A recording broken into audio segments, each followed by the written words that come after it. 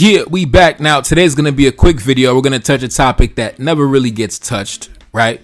Very quick, very quick. Typically, when people discuss the Haitian Revolution, they usually discuss the French, which is natural because they were the main antagonists of the battle. But people have a habit of forgetting that there were multiple antagonists during this conflict. The others included the Kingdom of Spain and the Empire of Great Britain, as we all know. When the other European colonial powers noticed that the French were in a vulnerable and weak position, they felt it was the opportune time to strike, to conquer the island for themselves. Why is that? As we all know, the island of Saint-Domingue, the colony of Saint-Domingue during that time, present-day Haiti, was the richest and most productive colony in the world. So when the British and the Spanish had sent their armies to invade and to conquer the territory, they did so in hopes of inheriting the richest colony on the planet. That would be a precious asset for their colonial empire. Now, of course, they failed. They got beat back into oblivion.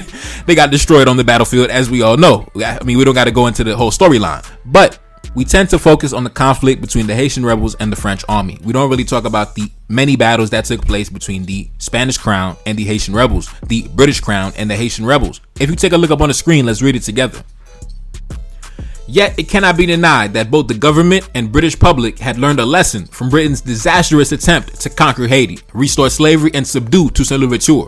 In 1796, nearly 3 years after the first British forces landed in Haiti, the British administration sent off one of the greatest expeditionary forces in British history. Before the end of the year, Edmund Burke received news that 10,000 British soldiers had died in less than 2 months. It was reported that in the House of Commons, almost every British citizen had a personal acquaintance that had died in the Haitian campaigns. In the end, the British lost over 50,000 soldiers in their attempt to bring slavery back to Haiti. This had a direct influence on the British decision to end the transatlantic slave trade. Yes, indeed. I know the European revision of history is said that the British abolished slavery out of the goodness of their heart, but truthfully their hand was forced. They seen how the French were outnumbered during the military campaigns between the Haitian rebels and the French army. They seen how they were outnumbered due to the massive amount of African slaves that they imported into the colony. So the reason why the slave trade was abolished was not because white men found Jesus, was not because white men were finally enlightened. No, it was because they realized if we keep importing black men and women into these colonies, one day they will outnumber us. And if they rise up against us, we will have no solution when it comes to solving the problem. Because the French, they imported so many black men and women into the colony that when they rose up against them, they couldn't do nothing but pack their bags and go and run away. And yes, the expedition that the British Empire had sent out to Haiti was the worst military campaign in British history, the most disastrous campaign in British history. Like they said, damn near every British citizen knew of somebody that went to Haiti and lost their life. In order to hide themselves from the humiliation of the defeat at the hands of the Haitian rebels, a common excuse that you would hear in the European narrative of history was, oh, it wasn't because black men were the superior warriors and generals on the battlefield. They say it was because the yellow fever had decimated their forces. But then you gotta ask, the French and the British, they went to Africa, they went to different Caribbean islands, and they were able to come out victorious, and they were able to maintain, and not only maintain, but expand their colonial possessions. But when it came to Haiti, that was the one geographical location where they suffered massive defeats. And you mean to tell me it was because of the mosquitoes? So there wasn't no mosquitoes in Africa. It wasn't no mosquitoes in Guadeloupe. It wasn't no mosquitoes in Jamaica. It wasn't no mosquitoes in Senegal. It wasn't no mosquitoes in Nigeria and Ghana.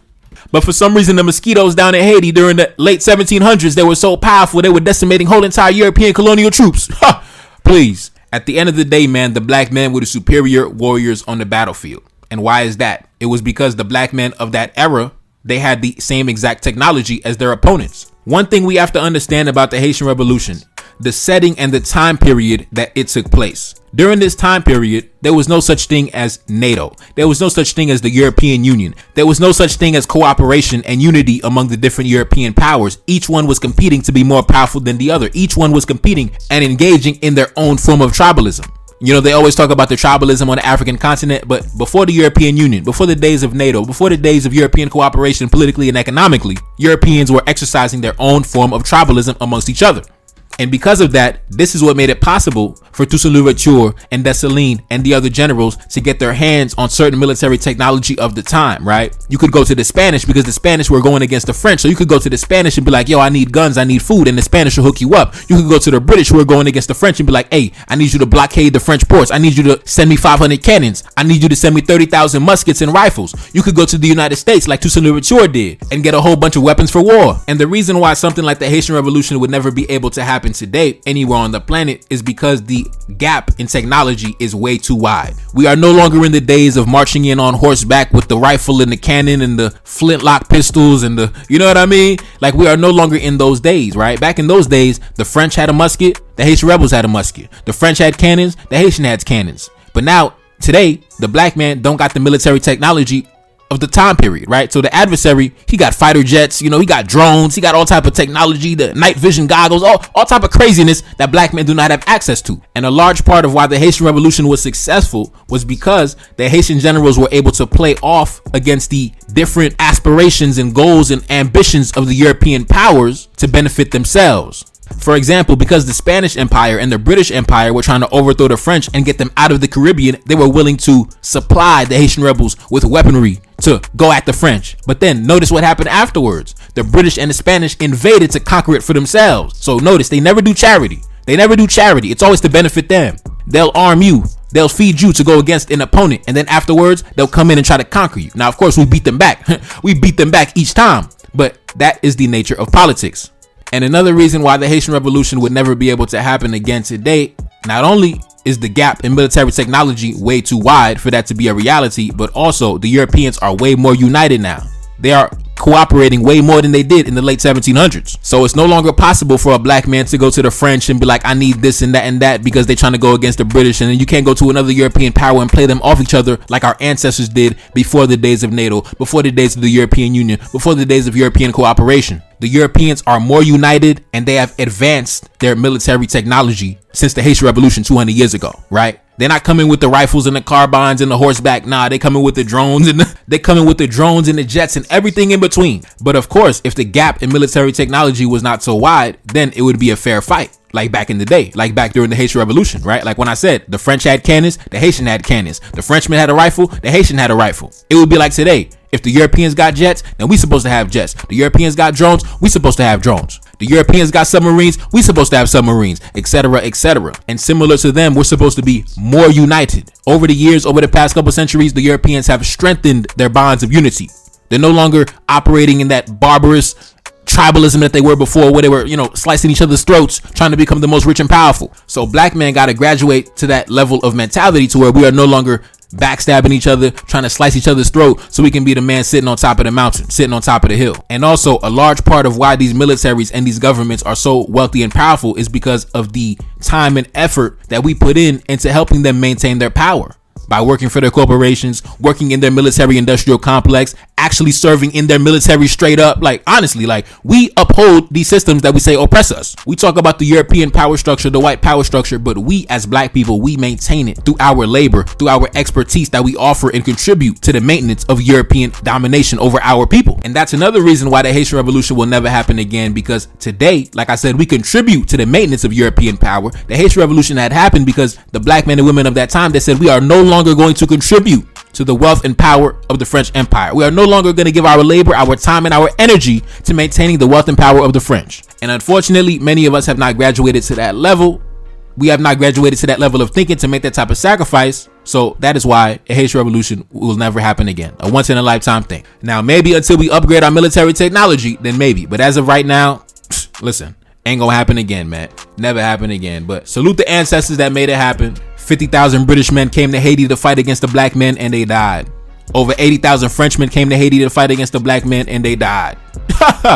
Man, listen, man. Damn near 200,000 white men came to Haiti to fight against the black man on the battlefield and they were sent to the afterlife. And on my channel, I'm always going to pay homage. I'm always going to venerate the ancestors that made it possible during that time period, because that is one of the most epic events in black history. Straight up, man. Straight up. That will live forever as one of the most epic events in black history. One of the most glorious moments of black men. And yeah, man, that's all I got to say. It's your boy Neferkari Dessalines back in the building. Yes, indeed. Like, share, subscribe, Cash App in the description. And I'm gone. Peace. Reincarnated, I'm back in original fashion. I left on a horse and came back in the ass, and I left with abundance and came back to famine. We used to be pyramids, now we be rapping. Look how the mighty have fallen. Used to be running, now we be walking. When you be cooning, that's when they applauded. Selling your soul, your sons and your daughter. Gotta come up in this shit, they stuck in the mix. Really, my heart it be breaking. That's why I'm stacking that paper and handle my business. Pass it down in generation. Talking about money and power and building a nation. That's a deadly combination. Never be watching the TV, they pushing agendas, falsifying information. Know they got malice intentions. Step in the room and I'm feeling the tension. Enemy watching, he blocking my vision. Pay for the check cause I need my redemption. Building my kingdom, I need it protected. Ready for war like a young Money Congo. Never decided the team is the motto. Up in the crib and I'm whipping up waffles. Up in the crib and I'm smoking gelato. I'm chilling, I'm taking my pain and make it ambition. I'm blessed by the gods, but I ain't religious. I came for the power, they came for the bitch. They making no hourly wage, I got business. This is an art and they could never be taught. Selling my soul, I can never be bought. Play with my money, I see you ain't caught. Run to the check and I do it for sport. Babylon falling, I go to the source. Packing my luggage and go overseas. Shorty be with me and she so elite. Shorty be chocolate, I'm calling her Hershey. Secret intelligence probably gon' murk me. Don't fuck with friends, cause nigga I'm Haitian. Say the wrong shit and you're smacking their faces.